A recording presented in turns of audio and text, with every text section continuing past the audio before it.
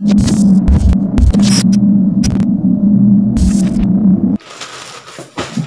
What's up mga master? Alright, welcome back to my channel. Ayun, sa mga bagong pasok, kung hindi nyo pa ako kilala, nanonood kayo ng Chilon Motovlog. Kilala ko yan. Alright, welcome again mga master sa aking channel. At ito, meron tayong kakaibang content ngayon. Hindi usual content natin to. Pwede na! Ayan, may binili tayo sa Lazada na mystery box mga master sa halagang 99 pesos bawat isa. Bumili tayo ng mystery box sa Lazada. Pabigat kayo? Pabigat? Bali 5 piraso to. Binili natin. Susubukan natin yung items nila kung talagang kung talagang maganda nga yung review niya. So ayun, bago ang lahat, ipasok muna ang intro. Let's go! So, ayun nga mga master, bumili nga tayo ng mga items sa Lazada mystery box. Ginusto mo yan nagpasarap Ayun nga doon sa nabasa nating review. Magaganda yung review niya. Tapos, doon sa mga napapanood nating video sa YouTube, nire-refer nila itong store na ito sa Lazada. Pero ayun, paglilinaw lang, hindi po tayo sponsor ng Lazada, no. Kalokohan yan. Sinubukan lang natin kung talagang okay ba yung store nila. At ayon sa mga napanood natin at nabasa sa mga review, may mga cellphone silang nakukuha. Kalokohan yan. Magagandang cellphone, magagandang klase. So kaya nainganyo tayong kumuha ng ilang items. Bali 5 items lang yung kinuha namin sa halagang 99 pesos each. Ginusto mo yan nagpasarap Titingnan natin kung tayo sa short-train na ito na po, dumating na within 5 days. 5 days nakuha natin yung package mula sa kanila. Galing ha? So ayun, samahan nyo ako. I-unbox natin tong items nila. So ito, umpisa tayo. So tingin ko sa kahon pa lang mukhang malas na tayo. Ito. Ginusto mo yan nagpasarap Bali 5 piraso siya. 1, 2, 3, 4, 5, 5. Galing ha? So 5 items yung binili natin sa halagang 99 pesos. Gumastos tayo ng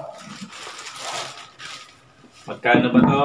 529.49. Ginusto mo yan nagpasarap So sana certain tayo pero tingin ko dito pa lang sa box disappointed na ako. Nararamdaman mo ko yung nararamdaman mo Pero malay natin. So ito, unahin natin. Ayun, inuulit ko, hindi po ito sponsored video ni Lazada, no? Parang may problema ka. Sariling natin to. So unang box natin sa halagang 99 pesos. Meron tayong USB light, which is magagamit naman siguro to. Galing ha? Tapos ito, cable protector. Cable protector sa mga charger. Tapos folding stance multi-angle adjustable. So ito, bali i-stand siguro to ng cellphone. Sana samahan mo na ng cellphone, Ulol! So ito ang unang unang items natin. Ginusto mo yan nagpasarap 4 na piraso magkakatulad ng box, parang iisang laman nito. Logi tayo. Bahala ka sa buhay. Pero buksan pa rin natin, baka magkakaiba rin naman ang laman nito. So ayun, ilalagay ko sa link yung ilalagay ko sa description yung link ng store nila. Basahin niyo yung tawag dito. Basahin niyo yung mga review nila. May inganyo kayong bumili. Solohin mo, hindi kita tutulungan, ikaw mag-isa. So ito yung pangalawang mystery box natin. Ang laman USB USB light. Pwede to ilagay sa computer, sa power bank. Magagamit nito pang ilaw. Galing ha? Tapos ito, wala pa tayo nito. Sa halagang 99 pesos mga master. Ito parang projector style to. Open the Magic and large screen mobile phone. So ito, pwede nating magamit to. Ito. Parang style projector to para lumaki yung ano.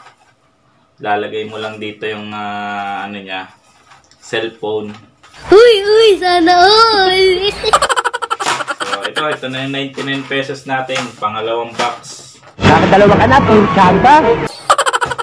So tingnan ko parang isang box naman to. Nakaka-disappoint na agad. Ginusto mo yan nagpasarap eh.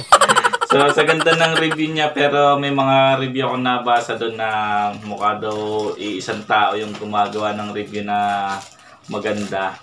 Pero mukha nga kasi tenyo 99 pesos puro ganito ang laman. So hindi ko na ilalagay sa link pala yung ano sa description yung link na ano para Suluhin mo yan. hindi ko na kayo i-encourage na ano kung maganda sa ano yung nakakuha natin. I-encourage ko kayo na kumuha din kayo ng mystery box. So pangalawang mystery box natin, ganun ulit. So mukhang pambenta na natin to.